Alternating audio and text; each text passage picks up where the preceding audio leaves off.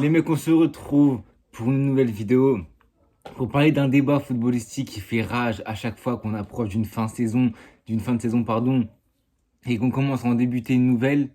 C'est qui sera le Ballon d'Or 2024-2025 décerné par France Football. Vous savez que moi, le Ballon d'Or est une distinction individuelle qui m'intéresse de moins en moins, car quand tu vois les journalistes qui votent, quand tu vois le vote de certains journalistes, tu te dis, est-ce qu'ils regardent le football autant que nous qui adorons ce sport?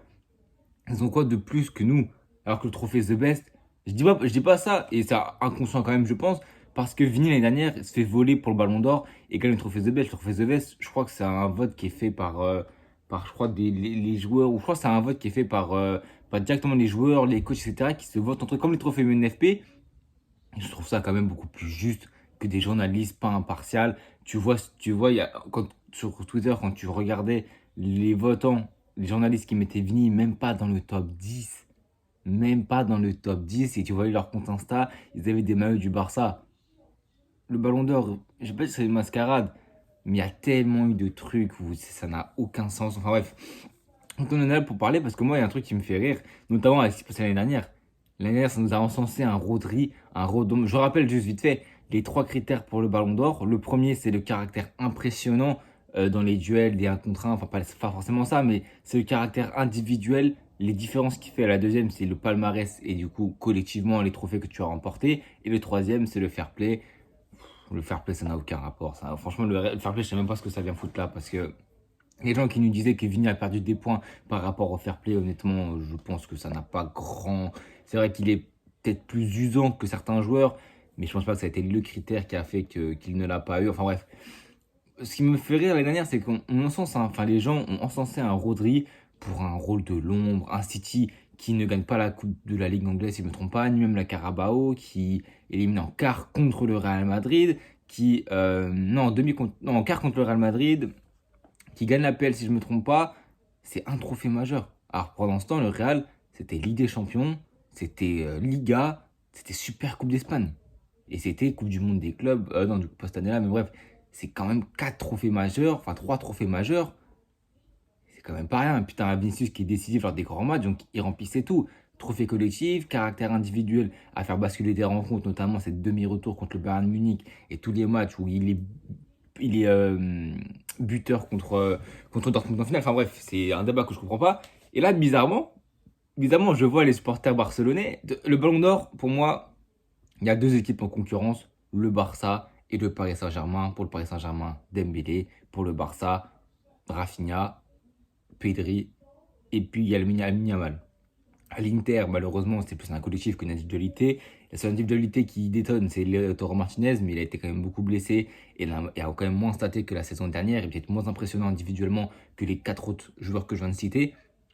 Et donc tout va se jouer pour moi à la finale parce que je pense que si le Paris Saint-Germain remporte cette Ligue des Champions avec un Dembélé décisif, je pense qu'il sera Ballon d'Or sans l'ombre d'un doute. Je pense que peut-être les certains doutes qu'on a maintenant seront dissipés à part pour les ultra barcelonais qui font du clubisme à tout va et ça me rend complètement fou de voir ça sur les réseaux. Je pense qu'honnêtement, je sais pas si je vais désactiver Twitter un jour parce que ça donne des images, des informations, etc. Mais le clubisme est en train de m'abattre. Les personnes qui n'arrivent pas à être objectifs.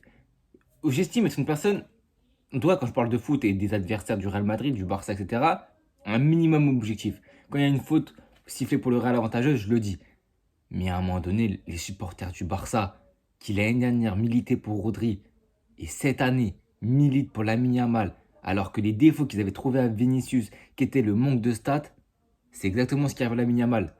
Un mec qui a staté encore moins que Vinicius, alors Vinicius a raté un mois et demi, 2 mois de compétition pour blessure, Lamine Yamal a encore moins de stats que ce Vini-là, mais c'est vrai que Lamine Yamal, individuellement, c'est extraordinaire. Et c'est ce clubisme qui m'empêche de militer pour Lamine Yamal Ballon d'Or. Déjà parce que je suis pas fan du Real, mais Lamine Yamal, ce qu'il fait à 17 ans, bientôt 18 cet été, le 14 juillet ou 13 juillet, c'est extraordinaire, on se le dit bien. Être aussi bon, que ce soit par la stat ou par les matchs, contre des gros, c'est extraordinaire contre l'Inter. En tout cas, le parcours du Barça en Ligue des Champions était faible que les adversaires, franchement, pas au niveau, bas. Dès qu'ils sont confrontés à un peu d'adversité, l'Inter, ils ont perdu. Les circonstances atténuantes, il y a Yann Sommer qui fait un match incroyable, mais Lamine Yamal, aller-retour, il fait un match dantesque. Il te sort des passes incroyables, il déséquilibre complètement le match. Il a mis sur le cul des Bastoni, des Di Marco, des Inzaghi après le match qui encensent un petit de 17 ans. C'est un vent nouveau pour le football. C'est une transition pour le football qui est incroyable. Ce football de jeunes, de mecs insouciants. Le mec a 17 ans, on le dit à chaque fois, mais il joue comme un briscard. Il prend des risques, il joue avec une telle insouciance, une telle confiance, une telle maturité dans les choix. Il y a toujours forcément un peu d'inconstance parce qu'il est jeune. Mais je sais pas, en fait, je sais même pas si il lui reste une marge de progression, tellement il est déjà au-dessus des autres. Tellement il montre des choses. Peut-être à la finition, ça peut être mieux, et dans certains choix, mais c'est tout. Il a déjà tout d'un grand joueur. Il a déjà tout d'un grand joueur. Et malheureusement, moi, les mecs comme ça, je veux les voir Ballon d'Or. Parce que c'est des mecs qui, même s'il n'a pas gagné les Champions cette saison, je pense que ça ne serait tardé, il déséquilibre une équipe à lui tout seul. C'est un point de repère, c'est le phare au milieu du lac. Le mec, tu le trouves, c'est lui qui va faire la différence. Ils peuvent être 5 devant lui, il va te trouver, il va t'éliminer 2 joueurs, les 3 d'après, il va les éliminer par une passe bien sentie, par un extérieur bien frotté. Tu le vois lors du dernier match, encore une fois, contre l'Espagnol. Il débloque la situation par lui contre l'Inter 2-0. Il débloque la situation par lui contre le Real Madrid. À un moment donné, c'était peut-être un peu serré lors des 4 matchs où on perd. Il débloque la situation. Et le mec, contre les grosses équipes cette saison, ça a fait le taf. 2025 en Liga, c'est vrai que c'est peut-être un peu pauvre, c'est 2-3 buts. C'est là où statistiquement, je pense qu'il va en pâlir. Et je pense que c'est la voie rêvée pour Dembélé. Mais le problème, c'est que les fans du Barça, ils sont passés par Rafinha, par Pedri et par Lamine Yamal. Pour moi, les trois, c'est assez compliqué parce que Rafinha, pour moi, c'est le plus gros starter du Barça. Le mec qui fait une saison en Ligue des Champions quasiment historique. En Liga, pareil, il est très très fort. Ses goals assists sont lunaires. Mais le problème de Rafinha, c'est que je trouve que c'est un champion. Mais le problème, c'est que dans les grands matchs, même dans certains matchs, je le trouve complètement absent, complètement passif. Je trouve que dans le jeu, il n'apporte rien. Dans les dribbles, la percussion, il n'apporte rien. Comparé à Lamine Yamal, qui lui apporte quand même un peu plus, mais à moins de stats, parce que Rafinha est un grand joueur, en tout cas depuis cette saison, c'est révélé, parce que même s'il est pauvre dans le jeu, il lui suffit d'une action, une frappe, un but. Contre l'Inter, pareil. Pour l'Inter, le match retour, je le trouve vraiment pas bon, invisible, vraiment, il touche pas de ballon, il fait pas de différence. Sur le côté droit, ils sont tranquilles. Il lui suffit d'un ballon, d'une frappe, de 2 frappes de Sommer qui le détend sur lui. Il met le but, il le sent bien. Contre Benfica, il sort un match qui est complètement lunaire, dantesque. Contre le Real, il marque à chaque match quasiment. C'est ça les grands joueurs, c'est des mecs qui statent et des mecs qui n'ont pas besoin d'être retentissants pendant toute la rencontre pour faire la différence. Et c'est là où le débat peut se créer aussi avec Pedri, parce que Pedri, c'est là que ça me fait rire, le rôle de l'ombre. Le mec, il fait une saison retentissante, il a plus de palmarès, mais il a plus de trophées cette saison que Rodri la saison dernière.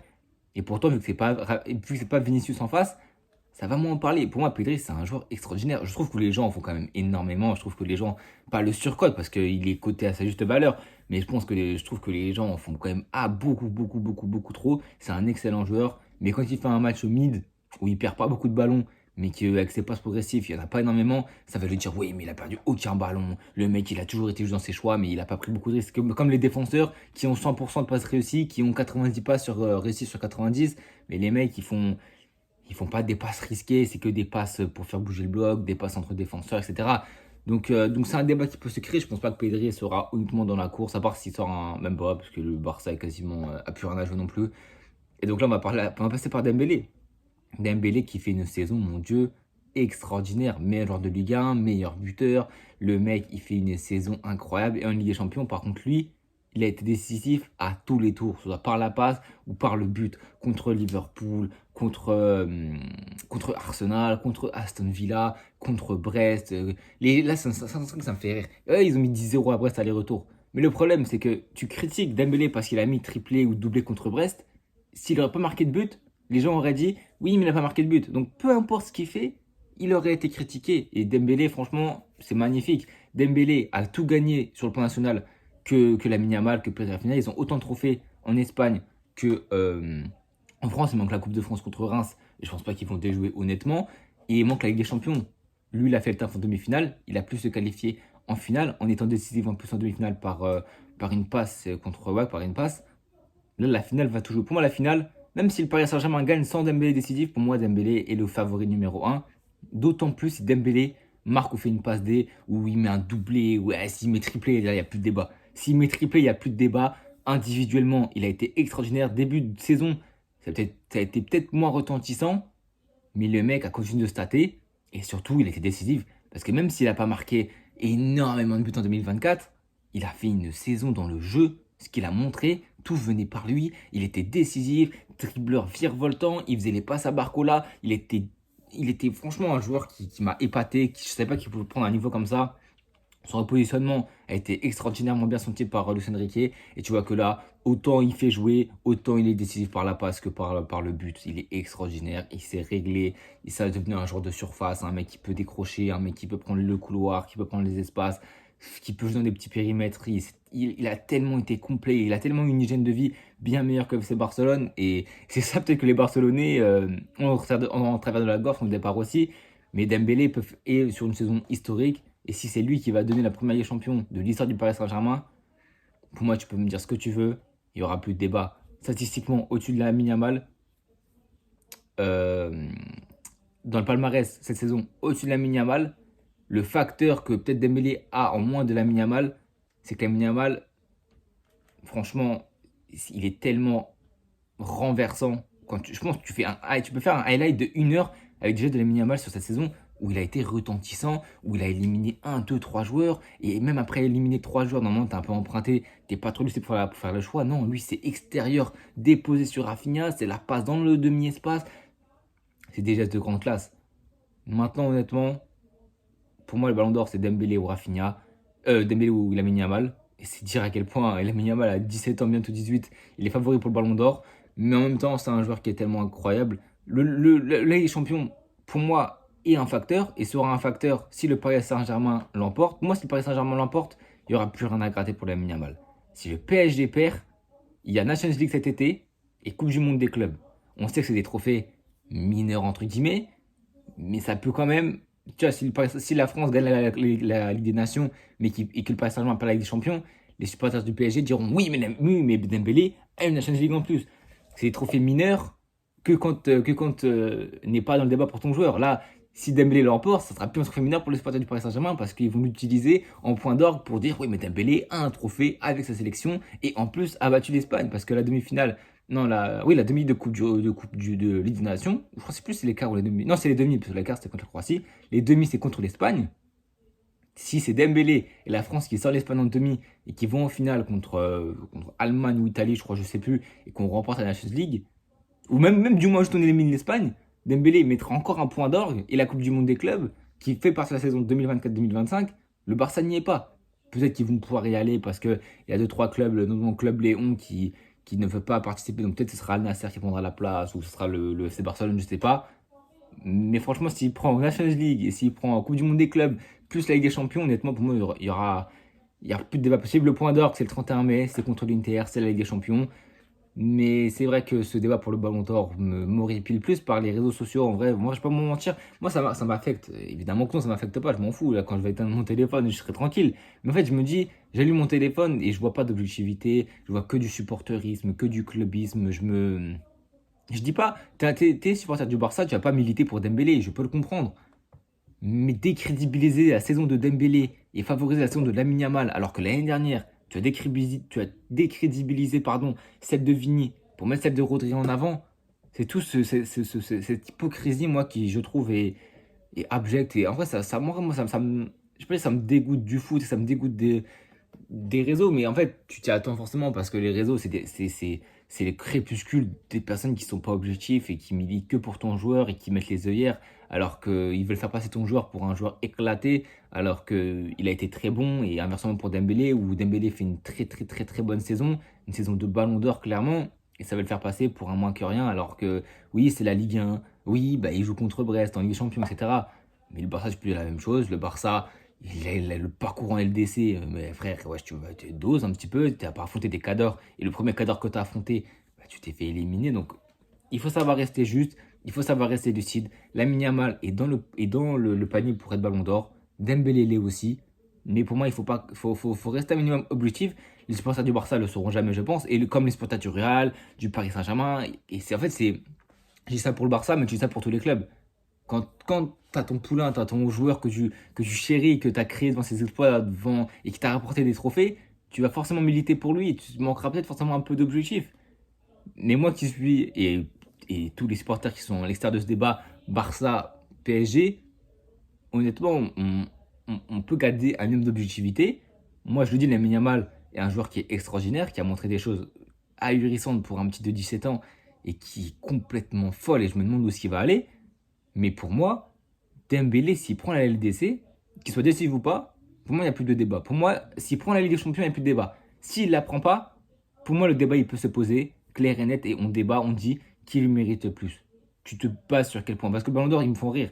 Trois conditions, mais de fil en aiguille, d'année en année, ça en change une. Et puis, il n'y en a qu'une seule qui compte. Le Ballon d'Or a de moins en moins de sens et c'est dommage que c'est le trophée qui a le plus de prestige, qui a peut-être le moins en moins de sens avec le trophée The Best et les autres trophées qui peuvent être importants. Donc c'est un débat sans fin, un débat qui prendra peut-être fin le 31 mai. Mais même si le 31 mai, Dembouz prend le Ligue des Champions, je suis sûr qu'il restera des gens qui diront que la minimale mérite le Ballon d'Or et c'est pas forcément faux parce que quand tu fais une saison comme ça, tu le mérites forcément. Mais le Ballon d'Or ne donne pas forcément, enfin, n'est pas décerné au meilleur joueur intrinsèquement.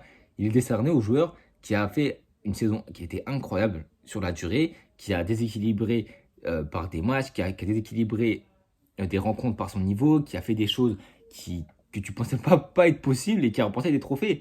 Peut-être que la Yamal intrinsèquement est peut-être meilleur que Dembélé, et encore ça je suis pas sûr, mais à l'heure actuelle, Dembélé est le favori pour le Ballon d'Or et je ne veux rien savoir d'autre. C'est mon avis, peut-être que j'ai tort, peut-être que j'ai raison, j'en sais rien, mais en tout cas, pour en savoir tout dans cette vidéo, les mecs, n'hésitez pas à vous abonner, à liker, à partager, à me donner vos avis évidemment, c'est très très important parce qu'on peut débattre comme ça, on peut échanger nos avis, qu'on soit d'accord ou pas d'accord, ça peut toujours être intéressant de s'instruire, de comprendre les avis des autres, parce que vous me ferez débloquer un truc que je n'ai pas forcément pensé. Pour moi, Dembélé est le favori numéro un. Tu mets Lamine Yamal en 2 et Rafinha en 3 parce que décisif à tous les matchs, parce que c'est lui le patron de ce FC Barcelone en Ligue des Champions, là où Lamine Yamal était peut-être un peu hors du temps, était peut-être le facteur X du FC Barcelone. Donc ouais, c'est un débat qui, on peut dire, est sans fin. Et j'espère qu'on gardera peut-être un peu moins de clubisme et un peu plus d'objectivité. En tout cas, je pense avoir tout dans cette vidéo. N'hésitez pas à vous abonner, à liker, à partager. Et à bientôt, on se retrouve très bientôt pour de nouvelles vidéos.